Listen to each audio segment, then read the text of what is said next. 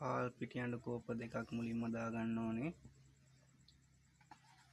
ඊට පස්සේ කහ ස්වල්පයක් දාගන්න.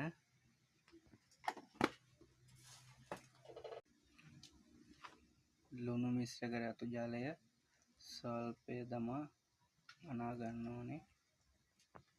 ගානට පදමට දාගන්න නැත්නම් අර දියාරු ගතියක් එයි. හොඳට අඩා ගන්නකොට තමයි මේ කහ පාට ගතිය හොඳට මතුවලා එන්නේ.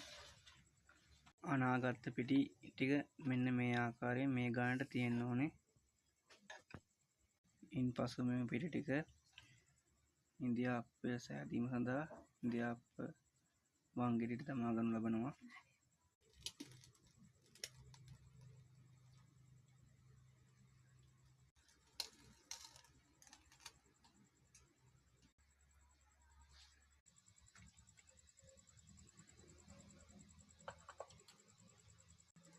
ස්ටීමරෙන් හොඳින් ඉන්දියාප්ප තට්ටු හොඳින් අතුර ගන්න.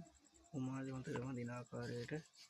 ඉන්පසු චාර්තයක් මේ ආකාරයට ලිපිය තියාගෙන උමාලය පිටවන මට්ටම දක්වා හොඳින් චාර්තය රත් කරගන්න.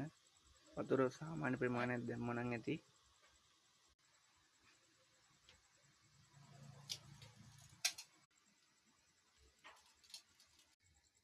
මේ තියෙන්නේ අපි තම්බාගත් කා ඉන්දියාප්ප. ඔයාලත් මේ විදියට හදලා රස බලන්න.